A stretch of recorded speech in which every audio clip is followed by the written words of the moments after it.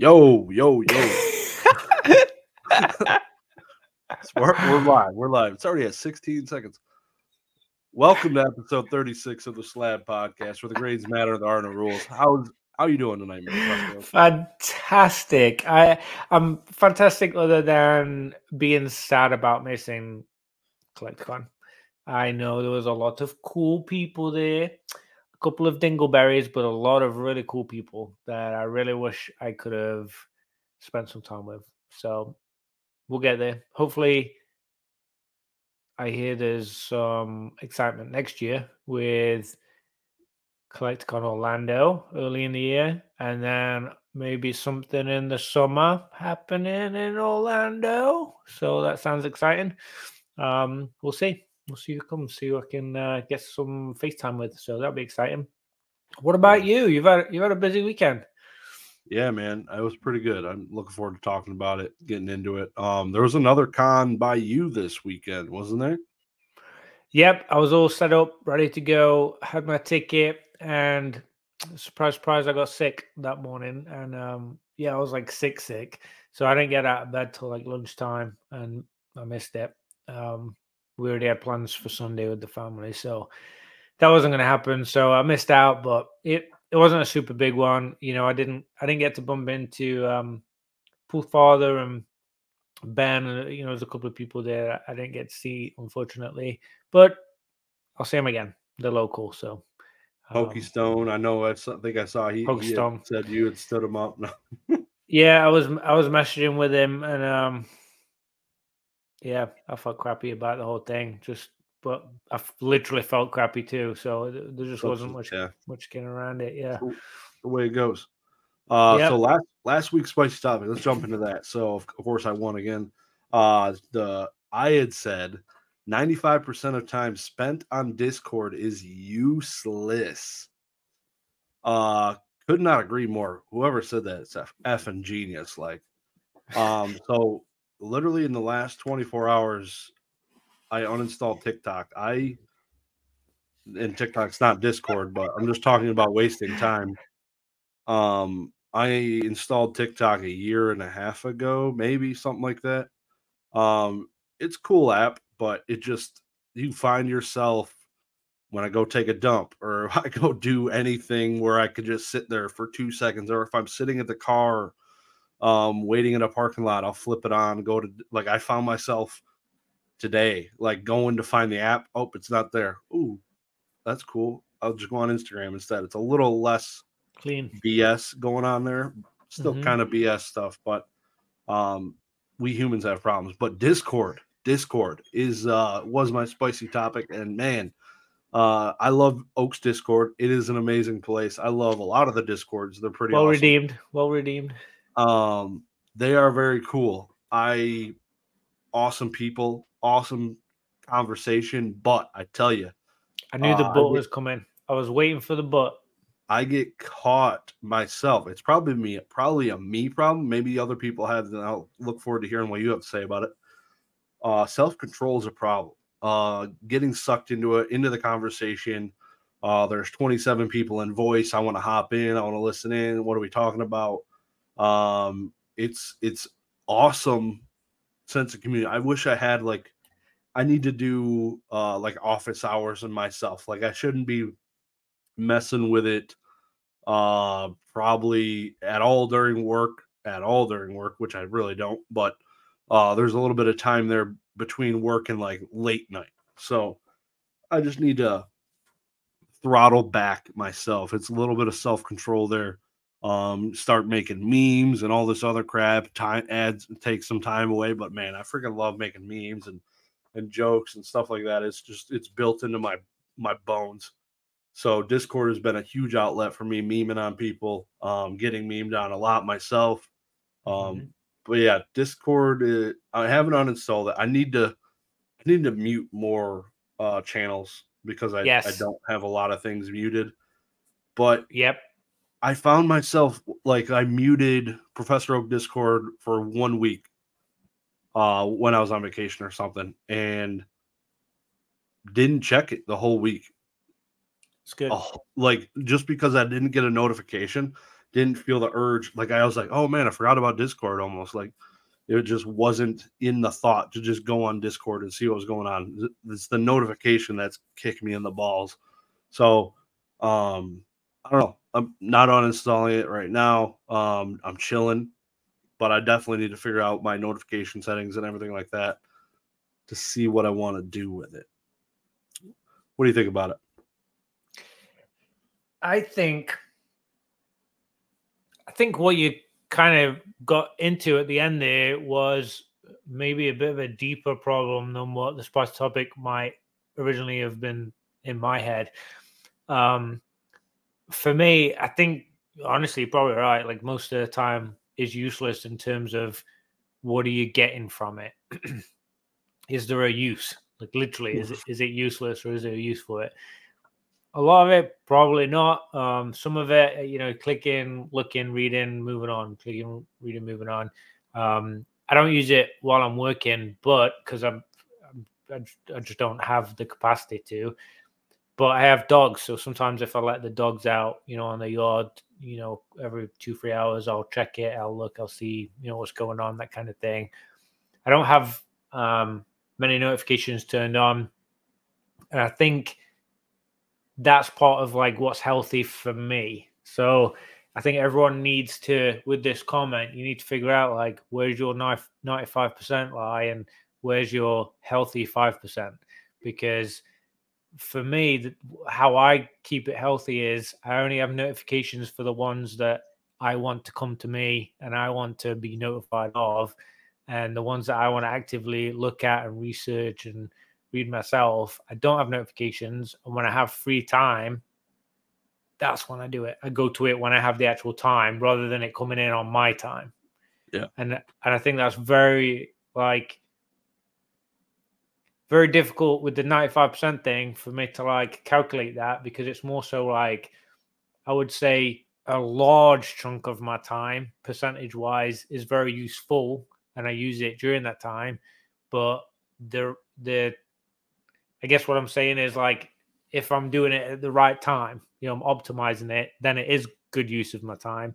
If I try to do it when I can't use it, then it is useless kind of thing. Excuse me.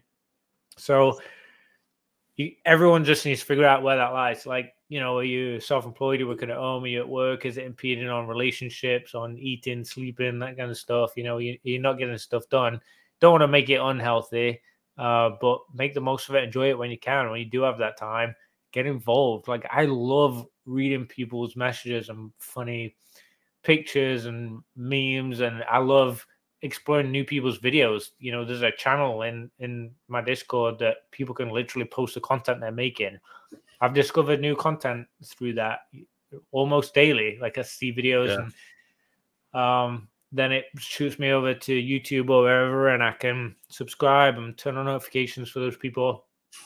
I think it's brilliant, you know, and there's hundreds of people in there that can all share that and see it and click it. And there's just a lot of benefits, I think, and it's the reason I set one up. I think it's one of the primary parts of the hobby for me now. It's a massive, absolutely massive part of it. But I don't know how much of it I use for something. So we're talking literally to the word useless. A lot of it's probably pretty useless, but entertaining nonetheless. For those that haven't seen, I don't know if you saw this because you guys were at CollectCon. I did post a picture of old school Pokemon that Dan sent me. And I must have laughed at that picture of like to myself like 50 times the past couple of days.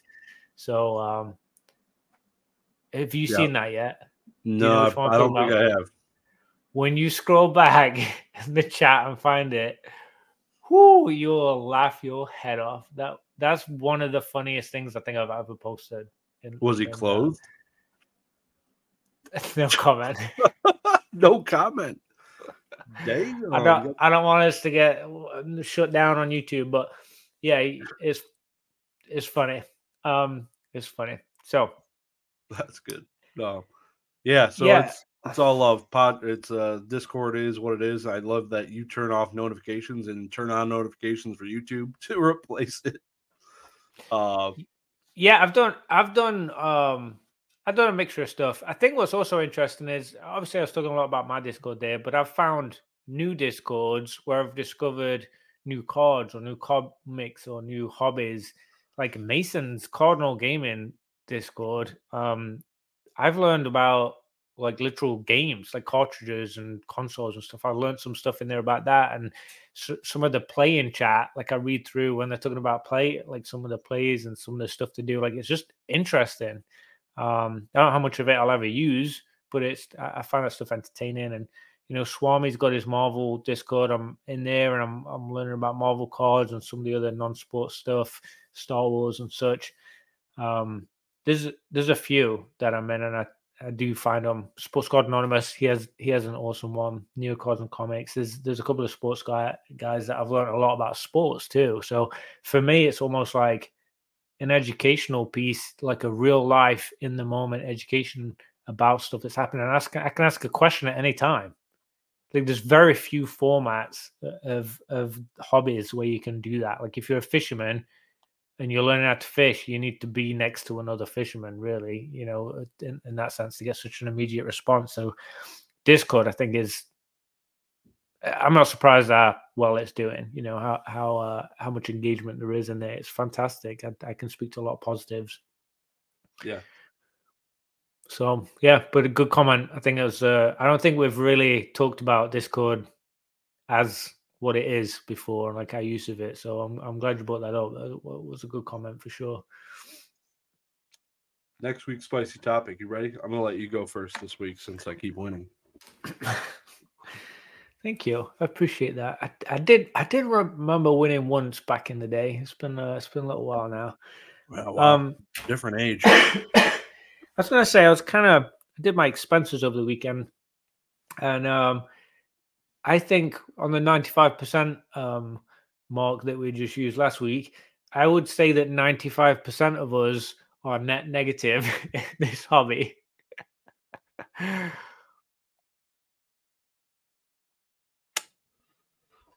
Jeez, just going straight for the freaking jugular. All right. I'm gonna say that spicy, real spicy. Taxes are super overrated. They're coming. You're gonna be nicked. You're gonna be in jail. You're a bad boy. Yeah. Now that we're back from that 37-minute segment, finally, holy cow, we just aged.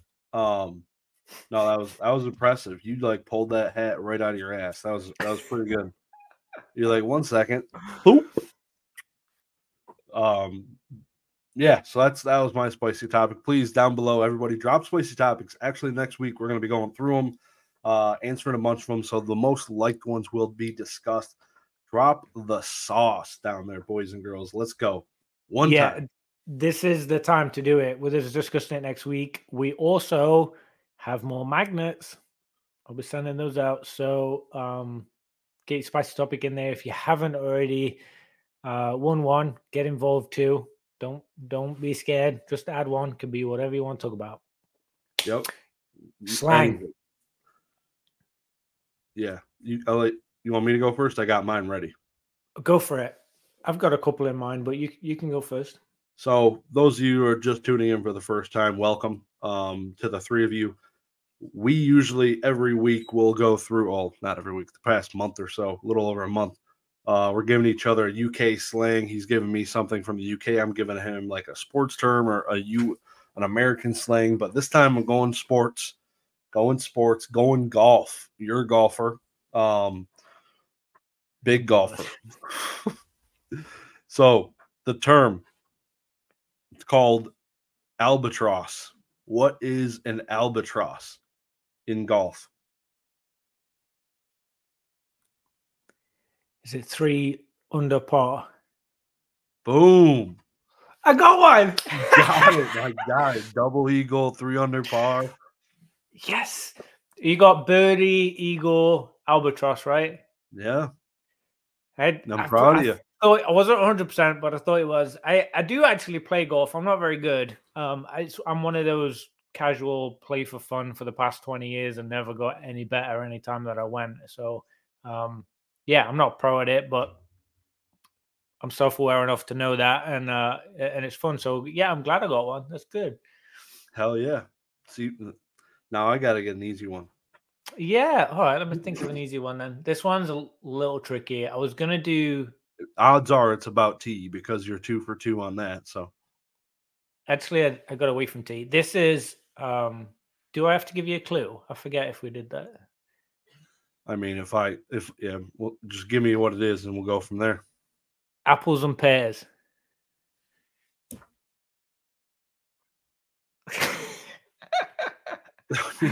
It's literally apples and pears. Yeah, what's the apples and pears?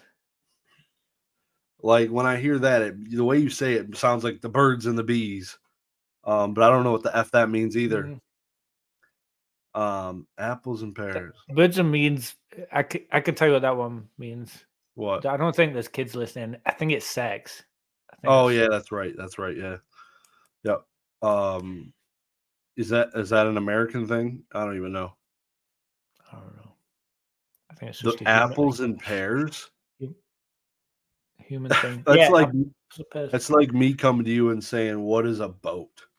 Like, okay, it's somewhere that you would go, but you could also use them. Y'all are effed up on that side of the pond. Oh my god. My Lanta, apples and Mom, I'm going to shave me apples and pears. What else could it be? That's what you said, apples and pears? Yeah, where's somewhere that you could go to, you could walk to, but you could also use them. Apples and you could pears. also use the apples and pears.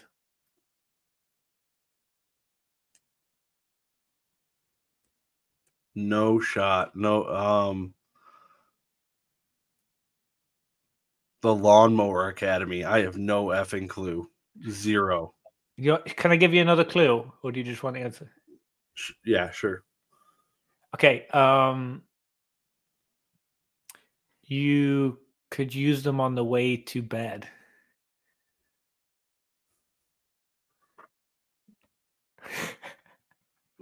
So what was the previous clue? You can use them on the way to bed, or you can. I think I said you could use them, but it's also somewhere that you could go to. What the? It's probably tea again. I will kick you in the dick. If it's effing tea and you sideswipe me right there. The tea kettle. Oh no. Yeah, exactly. I will kick you right in the dick. Yeah, I have no clue. I was nope. Your dreams. It's the stairs. You'd say, "I'm going up the apples and pears." You use the stairs. You'd go to the stairs, and you'd take the stairs to bed. Are you effing Christopher Robin, bro? Like what the? Apples and pears. I'm going up the apples and pears. The stairs. Yeah. What the? You're lying. I've got worse ones. Trust me. I could. You fact check it. Yeah. Do a chat GPT on it. British slang. There, right there. The form of whatever that means. The rhyming phrase "apples and pears" is used to mean stairs. Following the pattern of omission and pairs is dropped. Thus, the spoken phrase "I'm going up the apples" means I'm going up the stairs. Up apples. Yep, that's like a slang of slang. If you say "I'm going up apples," what the fuck? That makes no sense. I thought us had some "what up, dough" like weird things, but I'm going up the apples. Yeah, it's ridiculous. What the F? Okay. All right. Plenty more where that came from. We'll chat next week. Yeah, tune in next week to see me get wrecked again. Apparently, I need to make yours tougher because that was BS completely. Proud of you for not picking tea though, man. Jesus, it's like every freaking time. So yeah, CollectCon happened this past weekend. If you didn't know about it, that actually happened. We were at CollectCon, big one, right? Charlotte. Collecticon Charlotte was the first time I've gone to that one. I've gone to maybe. Oh, it was? Yeah, I didn't go last year. Hmm. I've gone So to you did. maybe all of them now after going to that one. I've gone to like, I don't even know, six or seven of the 12-ish, 13. Orlando, Texas. 2 Texas, like Dallas, Houston. Oh, Dallas and Houston, yep. Denver, All of them Charlotte, but KC. All of them but KC. Kansas City. Yep. Because you That did one Long won't Beach ever too, happen, right? probably. Yeah, I'd rather Yeah. go to anywhere. I'd rather probably go to Ohio and lay in a cornfield, to be honest. Is that where it is? Ohio? I don't even know where Kansas City is. Missouri? That's not too far from you, though, is it? Yeah, it's probably all of 12 plus hours. Okay, yeah. 14-hour drive from me. Mm-hmm. But yeah, Collecticon Charlotte was pretty awesome. Flew in there Friday morning, had Friday off work. Flew in there Friday morning. The wife came. This is I guess the first recap I've done on this. But so I might be talking here for a minute. Interject at any time or ask any questions. But the wife came for the first time. She wanted to check it out, see how things were going. Just to get the experience. I thought it would be cool for her to get the experience of kind of what I do. I'm not just going to play the whole time. So I wanted her to get there, and she was there at the convention both days, the entire day. She didn't show up late. She didn't sleep in. She didn't leave halfway through it. She would bounce around helping other people, thrifty, when they would leave to go for a smoke break or go somewhere else. So she was helping out other people, hanging out at my booth, made some sales when I was away. But it was cool. It was cool to have her go and kind of get the experience and meet all the people that I know. Because there was 5 sections of people that we know. Like I could walk up and knew almost everybody. I met a lot of new people in these sections this time, but I knew them based on their usernames in the Discords and Collecticon planning Discord and stuff. So it was really cool to be able to put a username to the face. You know what I mean? So met a lot of really awesome people, way more than I thought I would. And it was really cool. Lots of great sales, few buys, not many buys at all. Actually, like one of the only buys is probably this, like a rookie patch auto, Aiden Hutchinson card. Nice. That was cool. It just walked up to my table. They're like, "Yeah, you looking to buy?" And it was some random front, not from Michigan, with a bunch of U of M and Lions cards. So that was pretty cool. Yeah, just I don't even want to start the list of names of people I met. There were so many, but it was so awesome. Cool. How many people were there? The selling and Friday night was a little rough. We were up, we shut down the bar that night. Did not do that again on Saturday night because I don't like 2 nights in a row is pretty rough. I'm not a huge fan. But one night I'll usually send it. Me and the wife both sent it, and it was a rough morning the next morning. But we got set up in time. Slow.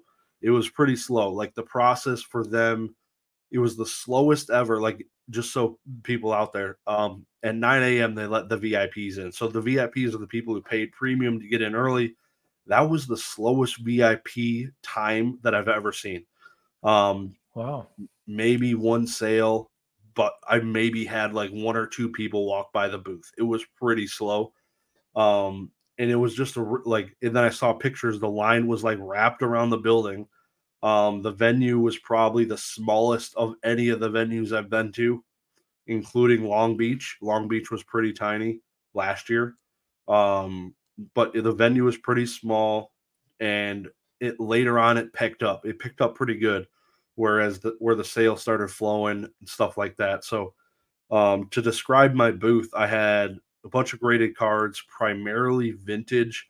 I didn't get my modern CGC submission back until the day I got back from Collecticon.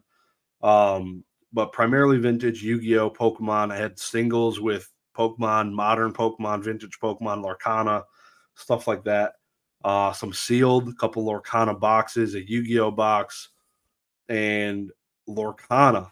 I tell you what, man, every other person that walked and looked at my booth was asking about Lorcana box prices. Every other person. That's crazy. Maybe 4 people, 5 people asked about my sealed Yu-Gi-Oh box from 2003, 2002. I had an Evolutions booster box, sold that to Mason Cardinal Gaming. But yeah, the Lorcana stuff was wild. Like tons and tons of people were looking for the singles. They're like, "Oh, do you got any singles?" I'm like, "Yeah, in the binder they got. I brought them." Sold a decent amount. Probably I only opened 1 box myself, so I only had 1 box of hollows and rares and stuff. In there, probably sold like a little over $100 worth, which was not bad for what I just did. But the singles were cool. Selling raw was cool. That was the first time I ever done that. Not tons of sales. Probably 90% of my sales were the graded cards and the sealed. Mm-hmm. But yeah, it was definitely one of the more successful ones I've had at where I was selling, for sure. But it's almost dumb luck. A lot of it is. I feel like I don't know, but I also feel like there was the Yu-Gi-Oh section here. You had the Yu-Gi-Oh creators, you had Ruxin, you had Vintage Yu-Gi-Oh, Right. you had Petty Party, you had Gezi TCG, all these guys in one section. So I feel like they were posting on their YouTubes and different stuff like that. So it pulled in more Yu-Gi-Oh people, and I sold more Yu-Gi-Oh than anything price-wise. So that was nice. But yeah, it was insane. Having my wife there was a huge W though. So usually when I go by myself and I'm selling, I'm stuck in the booth. I don't leave it. I feel bad when I leave it, having somebody watch it, and I rush. I rush to go grab whatever I'm getting or go and pee and come back. When I had my wife there, it was a lot more relaxed. Like I could go for 15, 20 minutes, didn't really care. She could call me or she could just sell it at whatever, 20% of sticker most of the time, no problem. She made probably $300, $400 when I wasn't there, which was cool. So she was really excited about that, transacting and stuff like that. We've never done a local show or anything. This is her first time vending anything. So she was enjoying it too, though, right? Like she felt like the excitement and the buzz. Like it's a good atmosphere, isn't it, to be a part of? Yep. A huge, huge buzz. And she had one of the biggest, smartest ideas I had ever seen. And E-Unit also had one. He had she had bought a $5 carpet remnant from Aldi's, and we shipped it down there with us, and we set that by our booth. So I was walking on carpet the whole time instead of banging my ankles and knees on the cement, which was huge. I just left it down there. I'll just buy another one, $5 the next time I go, because it's kind of dirty to ship it back. So, but that was huge save. Ankles didn't feel too bad, because that's usually one of the brutal parts, is just standing on the concrete all day, just pounding the ankles. Was brutal. What are your from the things you did see? I don't know what you did see, but anything that stuck out to you at the CollectCon, or anything that you might be looking forward to in the next one? Seen very little. I've seen a couple of people show some of their pickups. A couple of things I've picked up. I haven't seen many like debriefs. Like this is my experience. There's a couple I have saved in my watch later, but yeah, nothing too crazy that I've seen yet. I think maybe some people are going to make videos talking about it this week. I'm hoping so. Anyway, I want to hear other people's perspectives on their successes. But you were talking. I do want to address what you were talking about. Success on like how it was like a good busy one. You made some money, and I know before going, last week you were talking about changing your like plan, I guess, like what you were going to take and what you're going to try and sell. You dropped some stuff you didn't take and you took some other stuff.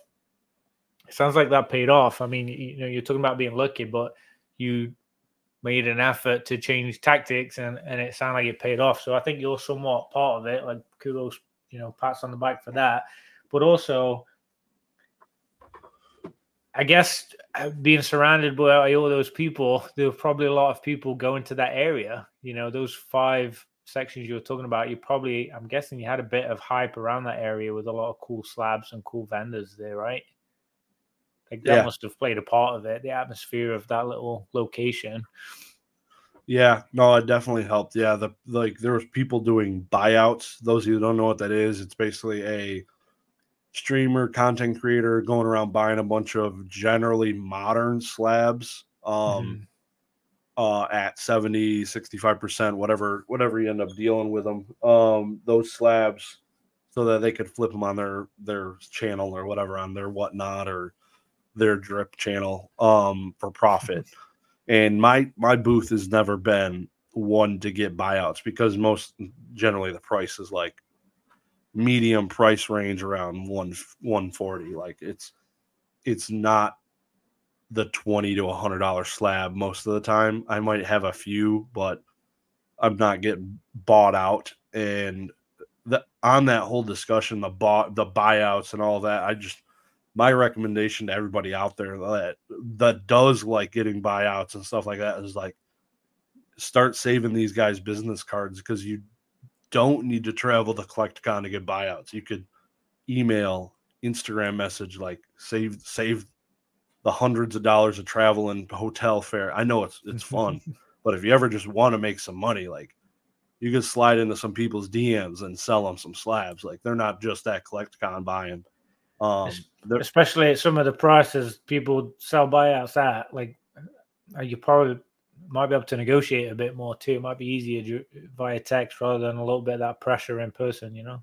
Yeah. So if you ever, I know a few people that do them. If you're ever wondering, need to know them, let me know. I have saved a few business cards also. So that's awesome.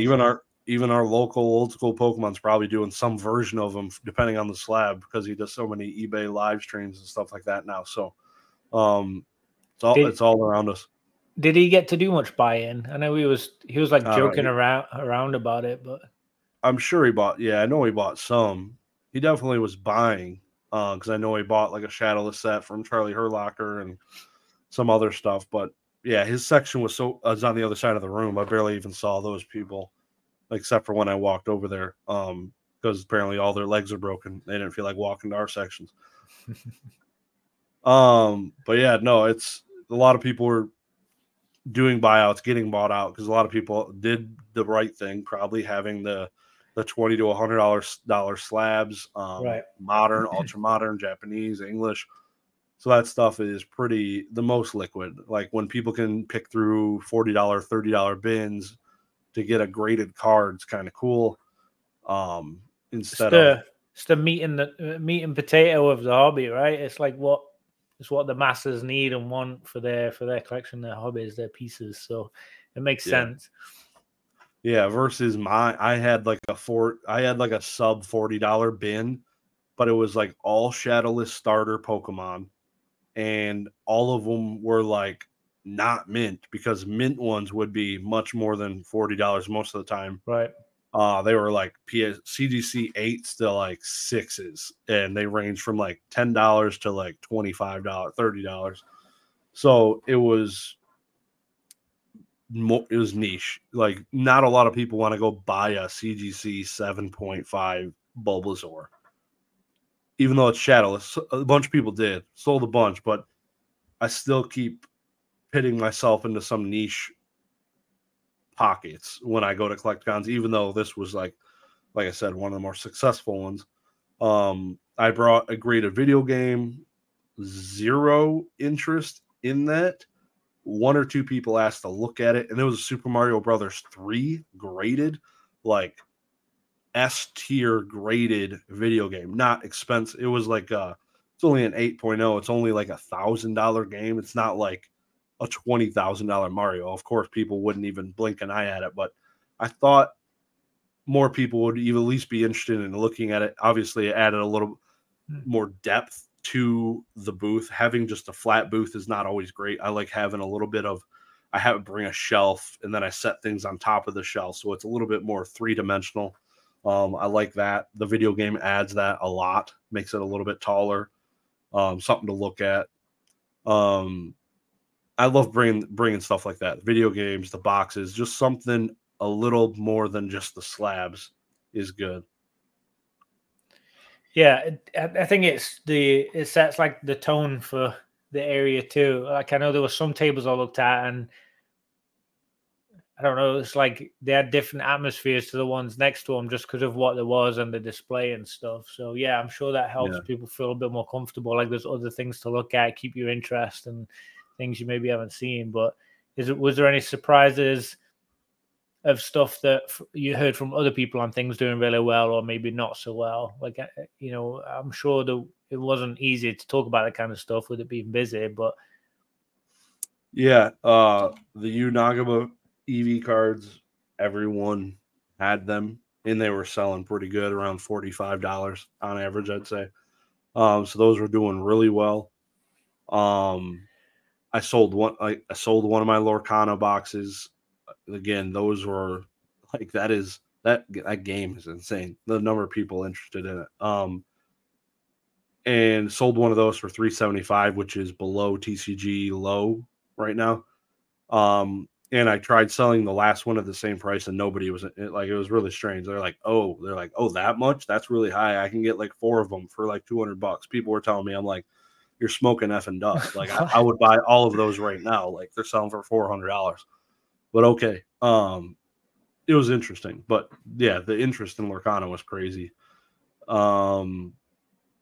Yeah, it just had such a long run up. There was so much conversation for so long. I mean, basically the whole year, right? It's been talked about. It's been such a long run up, so it's not surprising that people are like finally like jumping at the bit. Like it's here. Like now I want to see it. I want to buy it and stuff. Yeah, it's crazy that with the Discords and everything, we were able to put together 5 complete sections, even though Mason basically had one section to himself. He did have Brandon Baker and Vandy Flip sitting there behind him, behind his section, as technically part of his section. But yeah, to fill 5 complete sections with a bunch of dudes, a couple ladies, really awesome. Incredible. The community of us, we're taking the son of a bitch over.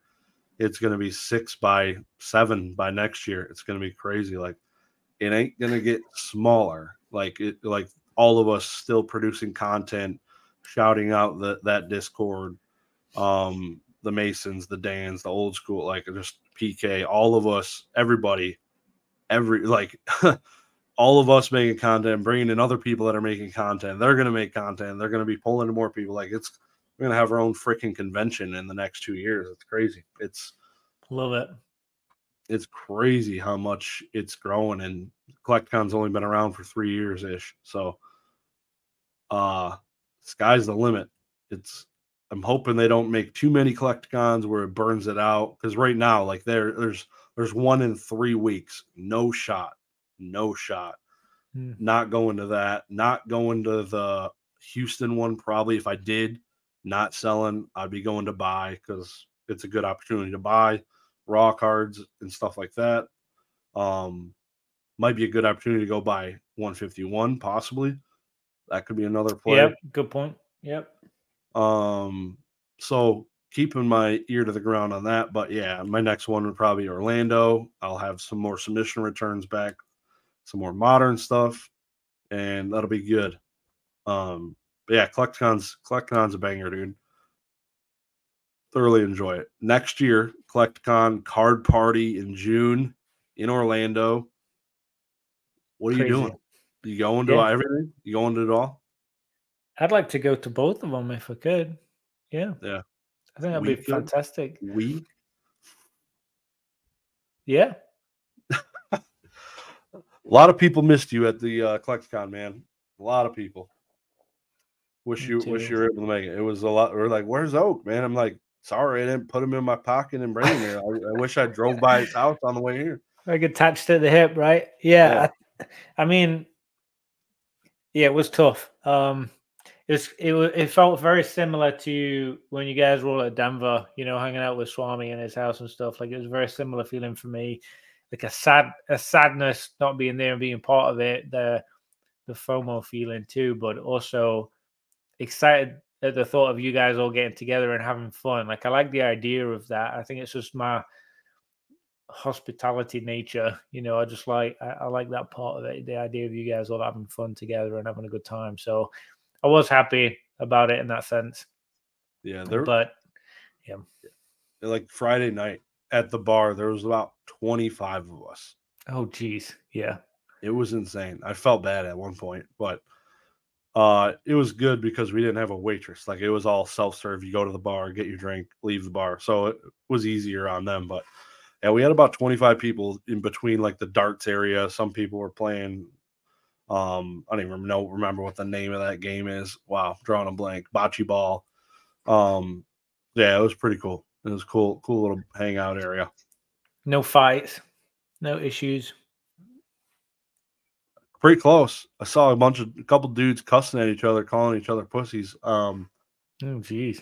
I was standing right in between them. So the first time I went up to Rattle was trade night. I saw him walking around CollectCon Saturday. Didn't say hi to him. He was recording, walking around. I saw him at trade night. Went up to him, shook his hand, introduced myself. Well, I interviewed him on my other channel, but got to meet him for the first time in person. And which was pretty cool. And then right after that, a dude comes up and starts cussing at him. Like, I'm standing right next to him. Is that the Pogi Flute dude? Yep. So there was a recording posted recently on Poki Flute's channel, a live stream. So that was apparently an hour or two after this, in the initial interaction that I saw. So I was standing between Rattle and Poki Flute, not directly in between them, but I was right in between them almost. And Poki Flute just starts cussing at him. I don't know, just like, I don't like what you're doing. Don't make up fake things, blah, blah, blah. Making up fake things. I don't know. Yeah. But basically, this guy is the gentleman that had erased the names and the personalizations off of signatures. And obviously, he said it himself. It's kind of scummy, but he's doing it to make money. So, I mean, it is scummy. It's scummy for sure. But then Rattle and him they're going off on each other. Apparently, I wasn't there for when they sat down and did a live stream. Obviously, that was a little bit more cordial than that interaction. That was interesting. I was getting ready to bounce somebody. So, not Rattle probably, but probably the other dude. And it was interesting to have a couple dudes screaming at each other. And yeah, it was good. No altercations though. No fights. The trade night there was steamy. Smelled like cheeseburgers. Oh God. They'd been sitting out for a few days. Was it at the same place? It was in the hotel in like a banquet room. Okay. The room was like 7 foot tall, I feel like. So the heat was just really low. You felt like you're walking through a sauna. You could smell the dude's cheeseburgers coming out of his skin. You rub up on people, the cheeseburger grease is just getting on you. It was not great. Loud. They had music banging. Oh, so I wasn't in there long. So then the bar area it was quieter. In the bar area, it was quieter and more chilled, even though it was packed. Wedding party showed up at the end of the night. Apparently they were ripping Pokemon because all the nerds were still there. That's awesome. Yeah. Do you imagine your wedding, your like reception ending, going to the bar for the after party, and it's just filled with nerds ripping Pokemon? It's like the dream, right? No. That'd be awesome. Oh my God. Your wife would be like, so mad. You planned this shit. So mad. Yeah. Yeah. She'd be like, you planned this and I didn't know about it. What are we doing? Oh. But yeah, trade night was cool. I went to bed early that night though. It was 11 o'clock. I couldn't hang, dead from the night before. So that was the Saturday night. Yeah. And then you came home Sunday night. Yep, flew home Sunday. So we were there until 5. So the show shut down 5 o'clock on Sunday, which was nice. Every other CollectCon had been like 6 o'clock from what I remember. So the 5 o'clock shutdown was nice. So I was there the entire show I think we left at 4:45 or something. So Perfect. That was cool. I don't like having to leave early, so that worked out nice. Yep. Flew home, got home before midnight. That was nice. I got home 11:15 p.m. Perfect. Mhm. So yeah. And then you came home to a CGC return, Yeah, that right? was interesting. Very interesting. It had been a month and a half since it was received. I was like, man, I thought we were quick on these boys. I know they had taken in like a quarter million the month prior or something like that in cards, but Yep. still a month and a half kind of hurt because they were doing the shit in like a week before that quarter mil, which is nuts. But yeah, I got a CGC return, which was nice. It was my first time kind of testing the waters. It was my Yep. first ever bulk submission return with the new grading standards, and I really originally had it separated like these cards that go to CGC, these cards that go to PSA, but I really just did like a full send to CGC and said, all right, just stack them together, sent in a dented card. I wanted to test their grading standards, and I was pretty shocked. Like, if you haven't checked out the video, you can go check it out. But also like the dented card got like a 6.5. Usually I loved sending dented cards there because they could get 7.5, 8.5s if they're clean enough. The subgrades would help carry them if you'd get subgrades, but without that, Yep. it is closer to a PSA grading scale.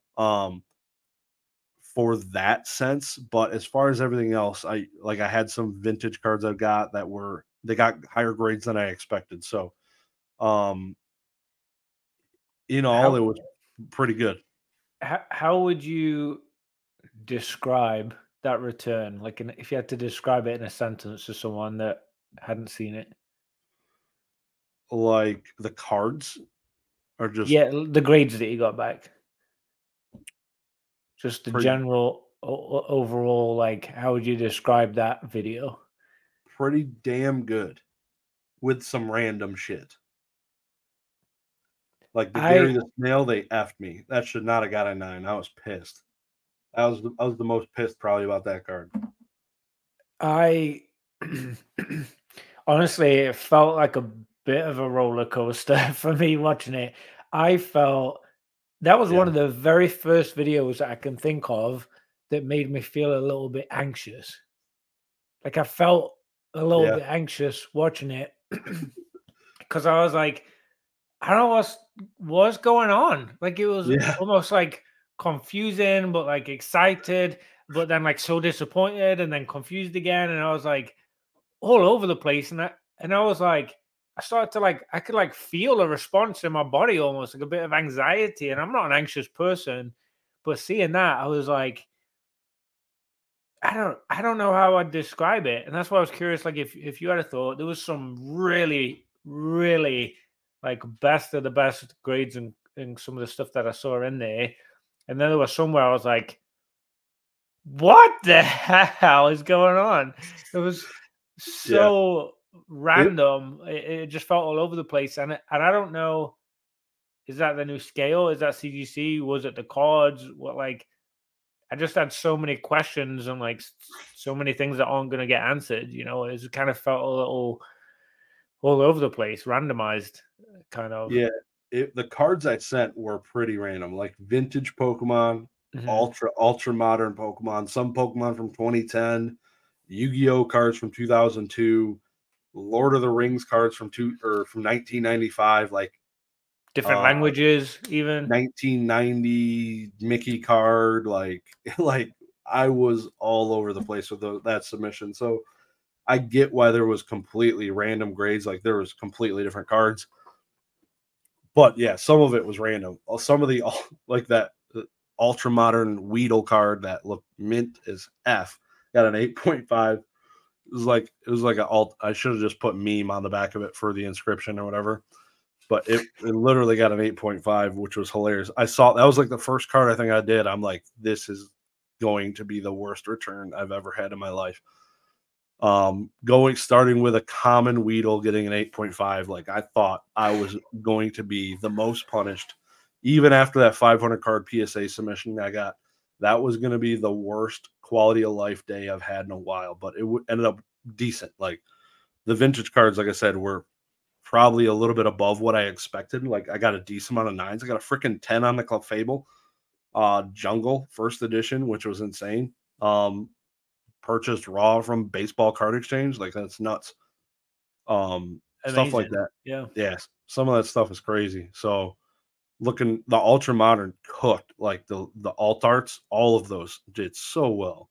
10s on everything. I don't think I got a 9.5. The one Charizard 9.5, the Radiant Charizard was my friend's. Didn't realize that till after the submission. I was looking back at his pictures like, oh man, that sucks. Like that's rough. But yeah, no, it was good enough for me to like, I have 30 CGC cards here. I'm gonna crack all of these. They're the older blue labels. I'm not gonna send them in the blue labels, but it's like really effing clean CGC 9 first edition WotC stuff. Yeah, really clean. All of these will upgrade. I feel like all of them. So this will be after that return. You feel confident that that's where they'll be now. Yep, I'm confident for sure. Every grader's different, but I'm confident none of these will downgrade. If I get the same CGC 9, whatever, it'll be fine. I'll be chilling, but I'm looking to see 9.5s and 10s out of some of these, and I think I'll be able to achieve that. That'll be cool. Okay, so a couple of things there. You just mentioned every grade is different. They had them for a little while, right? We already know that some graders specialize in other stuff. Do you think it was just one grader? Do you think there's multiple on a submission like that that's got so much random stuff from different languages and eras and TCGs, collectibles, stuff like that? Do you think it was one, or do you think maybe they did their part, passed the rest on to another one, they did their part, got passed on to another one? Do you think that's possible? Plausible? I think there might be a dedicated Yu-Gi-Oh grader. But as far as other, like the Goofy card, the 1995 Lord of the Rings, like I feel like that falls under other, and anybody will just view it because they don't get a lot of it. Like if that comes along with the Yu-Gi-Oh sub, the Yu-Gi-Oh guy probably will just handle it, I would guess. But I don't know. If you're at CGC and you're listening, let us know down below in the description. That'd be cool. But I'd like to know, because I think it's interesting when I think about them more. Maybe not so much the grading, but the literal authentication. You know, on telling if something is real or not. Yeah. There's been questions about that, how that stuff gets authenticated sometimes before with not just CGC, like all of them. So I'd be curious on all of the grading companies, you know, if they do that stuff. Yeah, but I got to say, I'm not trying to hype it up too much.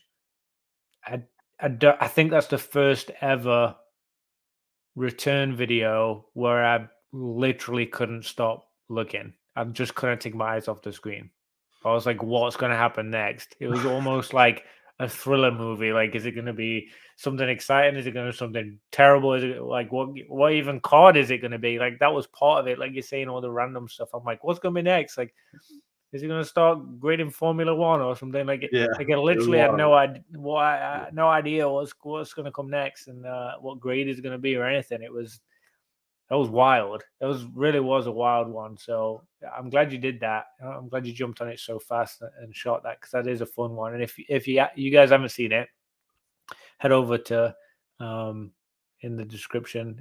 Head over to his YouTube, subscribe, and watch that last video, because it's a corker. Yeah.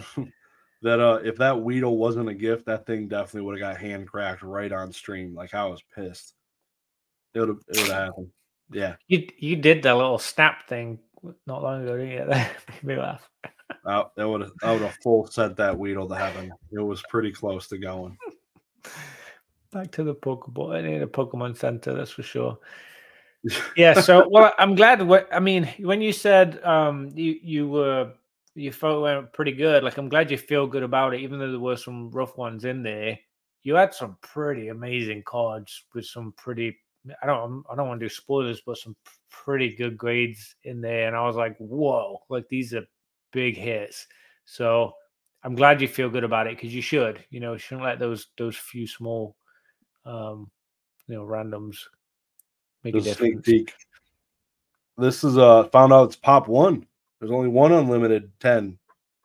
Even after the upgrades from the 9.5s to the 10s, there's only one of these sons of bitches in Unlimited. There's 5 or 6 first edition ones. Wow. That was pretty cool. That is cool. 95% of all graded ones are with PSA, but there's like 30 of these graded. Now I got the only 10.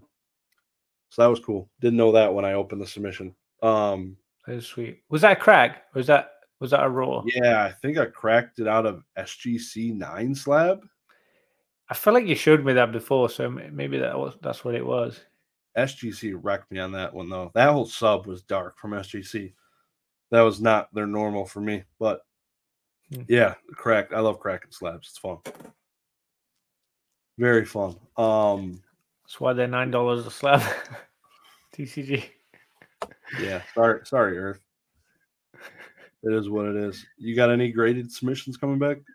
No, I got nothing out actually. I think that was the only thing I had out was the Pikachu in your submission. So that Pikachu, the 6.5, was that something that was a 6 or ungraded from PSA?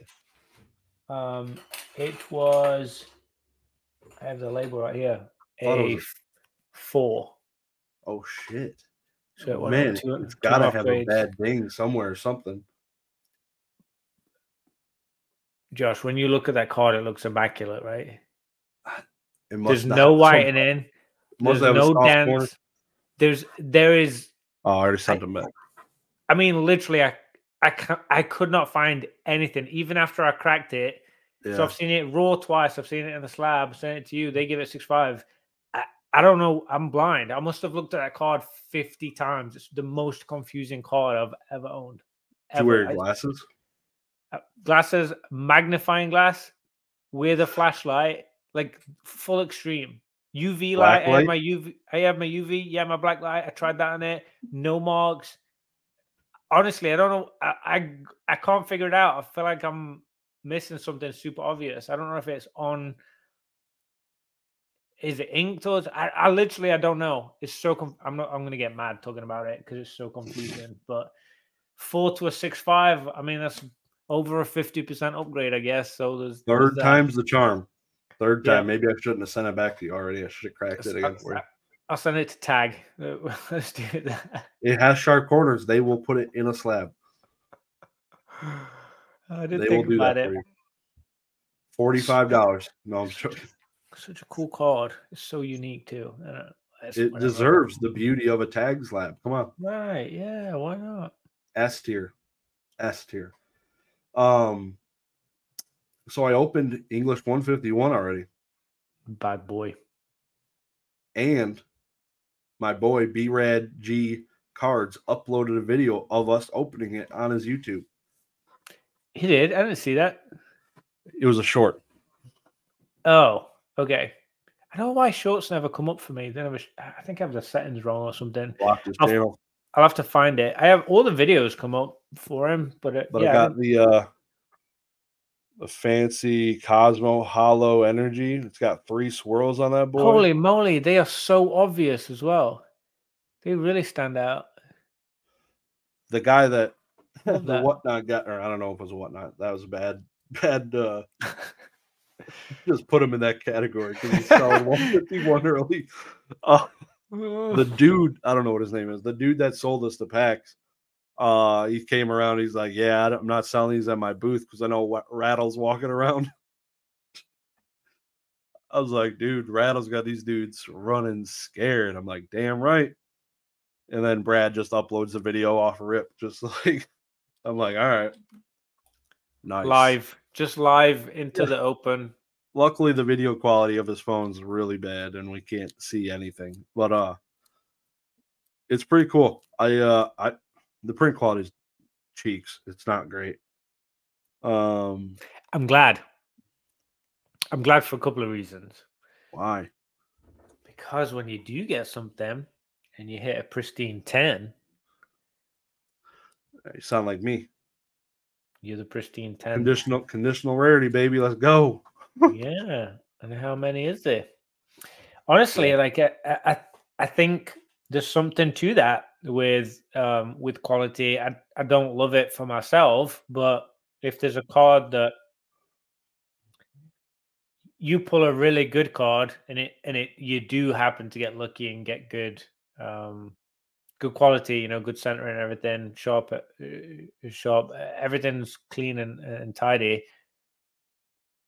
That's a hit. Right? It's like a double hit. The fact that it's a hit and got that. So um, I don't know. I kind of don't always feel bad about it, but I have pulled some really rough ones that I would have liked to have been in good quality. Yeah. Yeah, I do love conditional rarity, which is why I like English 10 still. Like getting a Japanese 10, I had mentioned, I don't know what I mentioned. I think it was my grading submission return. I was like, any ultra modern Japanese Zapdos card I want to collect, I don't want it in a PSA 10 because it's like Mr. Automatic. I'd rather have some type of chase. Give me the pristine 10 of that. And that's kind of where I'm at with the ultra modern English as well. I'd rather have a pristine 10 of those, giving it the little bit extra chase. I don't need a black label. That's I'm not paying those effing prices. But if I can get a pristine 10 for basically the same price as a PSA 10, all effing day, all day right now, because I like the conditional rarity chase. It's a little bit, they're tougher to get pristine 10s than PSA and CGC 10s. So it feels good, looks good. I liked those labels too. The labels that you know showing. I didn't realize there were gold on the back too. You know, there were like the ones that go clear on the back. It kind of spoils it, I guess, if you're trying to surprise yourself, you know, or whatever. But that was interesting. Yeah, going through the submission, pulling them off the back, and seeing, oh shit, the next one's gold. I know it's pristine. I don't know what card it is. It's kind of exciting, but yeah, they look. Cool. They did look good, flashy. There's like. Looks premium, right? It looks exactly what they were hoping for. I think it does. I've got to admit, I was impressed. So speaking of the CGC 10s and all that, we've had some sales, and I don't care so much about the sales at all because it's not in my league whatsoever. A lot of things aren't in my league, but just want to talk more about like the differences of opinion, like the way people look at these sales, like you being PSA collector guy, or you being CGC collector guy, or you being buy the card, not the grade guy. The CGC 10 first edition base Charizard sold for a little over 160K on PWCC. Don't know if it's been officially paid for yet. Then it sold for less than that, and then less than that again, roughly around 60K the last sale. Big difference. So, whereas a PSA 10 first edition base set Charizard is, I heard from a person that say that roughly people are trying to, they would move them for 175K now or so. So you're still, that's a 3 times higher than a 60K Charizard, 3 times higher for the same Gem Mint 10 grade of this card. So as a PSA collector, and I want to hear your thoughts on it, but my thoughts, like sitting in my seat, Mr. PSA collector, investor, I see this sale, I'm like, wow, why the hell would anybody ever buy these? Because they sell so cheap. That's complete shit. Nobody should ever buy CGC 10s. Look at the value of this card. It's $60,000. That's literal dog shit. I'd rather go buy 17 wiener dogs from Australia and way better investment. This is insane. Like, just burning your money. Why would you ever spend your money on a CGC 10 first ed Zard? That's disgusting. It's so cheap. It's a third of the price. Yikes. And then flip on the other side of the fence. You're the guy buying the card, not the grade. You look at it, you're like, wow, I just spent a third of the effing price for a card that's cleaner than 75% of the PSA 10s graded in 1999 or whatever year those were graded, most of them, for a third of the price. The price is tanking across a lot of vintage cards and even mostly vintage, because a lot of people bought in early. They upgraded their 9.5s and they're flooding the market because they're selling out of everything right now. There's tons of CGC auctions. There's dedicated heritage auctions happening that are only CGC slabs. It's just interesting. Like me, the way I look at things, I look at it like I'm the CGC guy, or I'm the guy that's buying the card, not the grade, and I could see a third of the price for a card if I can just compare it to one or two PSA 10s and be like, yeah, mine's cleaner than yours, bro, and I paid way less. Get wrecked. Like, that's the way I'm looking at it. Okay, maybe my resale value, because the way the card sits in the slab, isn't going to be 170, but I bought the bitch for 60. That's really cheap for my card that's better condition than yours. Like, it's insane the way people are just flip-flopping back and forth on the thing. What do you think about it all? I'm thinking, do you remember the movie Wall Street? Wolf of Wall Street? No, Wall Street. It had, I'll give you a clue. It had the guy in it that is actually kind of a part of our intro to the podcast.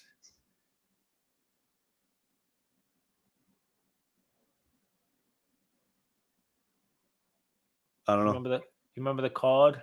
I know the card. Yeah, Shia LaBeouf. Shia LaBeouf. He's in a movie I do not remember this movie at all. Wall Street. Michael Douglas. And there's a moment in it where the guy that played George Bush in the movie W, he's one of the main guys in this movie too. And he talks to Shia LaBeouf in the movie about collecting. Because Shia LaBeouf asked him, like, does he collect art? Because he was showing him some artwork. And the guy responds to him and he says, collect? No, I don't collect, I buy. Collecting's for obsessive compulsives or egotistical maniacs. And I'll never forget that in my head now when I think about collecting, especially on the higher end stuff. He was talking about some pretty expensive art when what they're referring to. But all I can think about with your question is, okay, we're talking about egotistical people, or we're talking about obsessive compulsives, because I feel like the obsessive compulsives are the ones buying the card, and the egotistical maniacs are the ones buying the grade. You know, at that level, you know, that expensive of a card. Not in general. I mean, I collect because I'm probably a bit of both. I'm a psycho. Like, I collect weird cards and weird stuff. I still have a McDonald's Happy Meal box from 3 years ago. Clearly nuts. But in answer to your question, I think there's just different types of collectors. I think that's a massive part of it. And also what they're willing to spend and get involved with in terms of their investment, or, you know, blowing whatever money they've got on it. I don't know. It's unknown, and like you say, you don't even know, is this paid for? Is this shield? Is this this? Is this that? You know, we really don't know, and I think that's a real problem in this space when we're talking about the higher end stuff. I'm sure it happens on $50 slabs. I'm sure it happens on $200 slabs. There's definitely not squeaky clean, zero footprint stuff on 160K slabs. Like, there's just no way that there's nothing shady at all about every single large purchase like that. You talk to anyone on Wall Street, anyone that deals in big fine art, anyone that deals in big purchases of cars, and, like, you know, any kind of like crazy thing that's a big investment, the sellers are shady and a lot of the buyers are shady, and all the people in between want their cut. Like, there's always weird stuff. So I don't trust a lot of these big sales and a lot of these big purchases anyway. A lot of things that have been said. Tag are a great example of that. They recently did a post about a big fantastic sale, and I'm not going to get into the details, but they later admitted and apologized that they were wrong and they didn't tell the truth about something. And that's a grading company. They weren't the buyer or the seller. Like, they were even a part of some misinformation. So I don't have a lot of trust in that stuff. So I hope that kind of answers your question.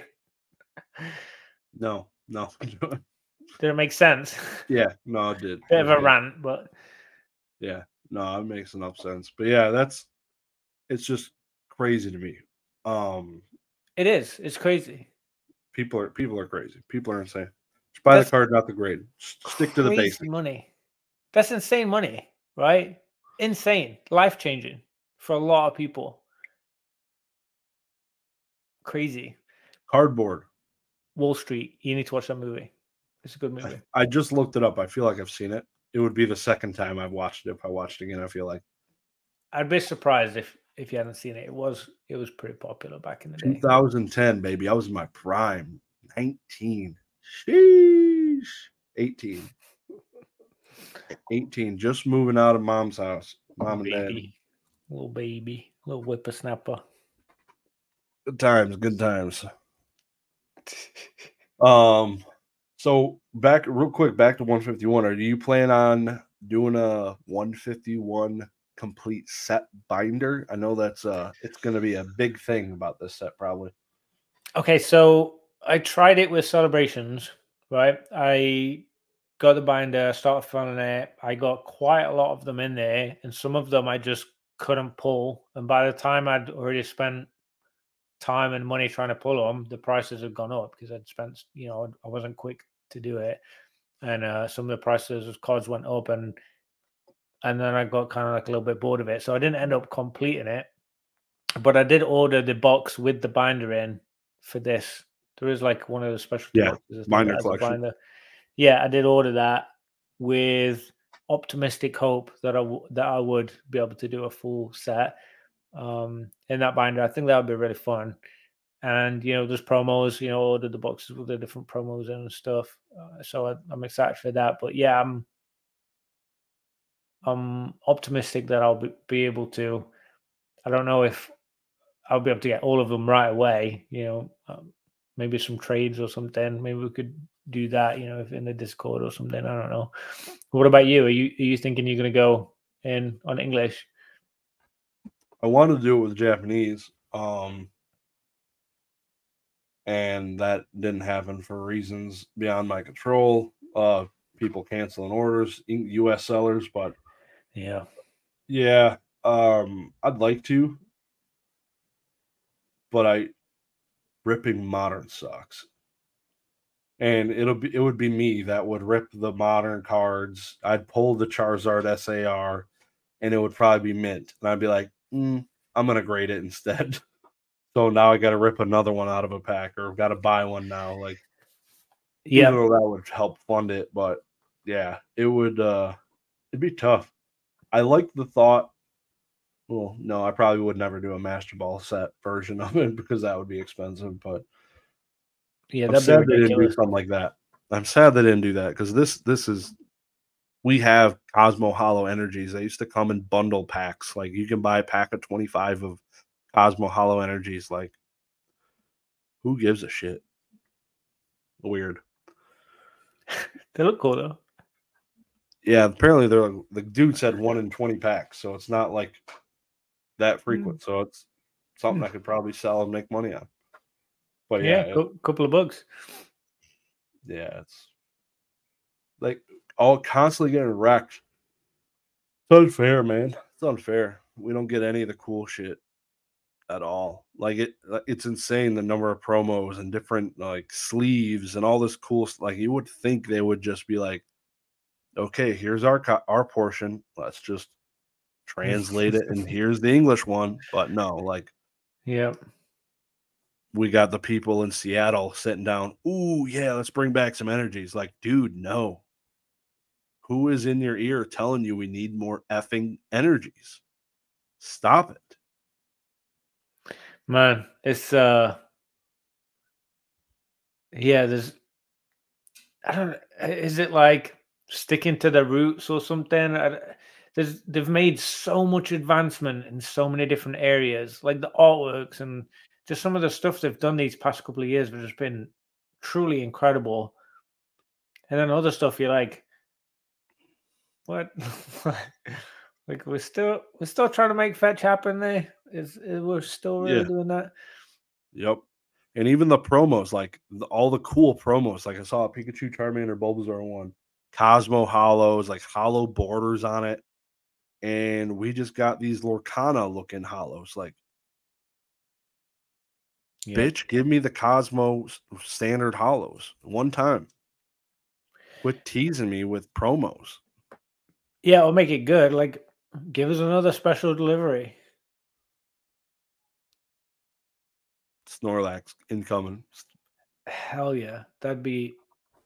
Can you imagine Gengar, a long ass leather strap and a little satchel, right? That he Diglett. looks Special so cool. delivery Diglett. Just digging underground, delivering packages. Dig deliverer. Love it. That would That was be dig. next level. I said, but like DIG. Yeah. Yeah, that'd be cool. We All can right. dream. You want to wrap? Yeah, man. It's been awesome. But yeah, everybody, please drop those spicy topics next week. I'm gonna be running through it. Probably the most 10 or 12 most liked, upvoted ones, depending on how much time we got through to get through them. We'll be going through most upvoted to least upvoted. Drop it. Go drop some upvotes. Appreciate your love and support, as always. See you guys. Have a good one. Peace.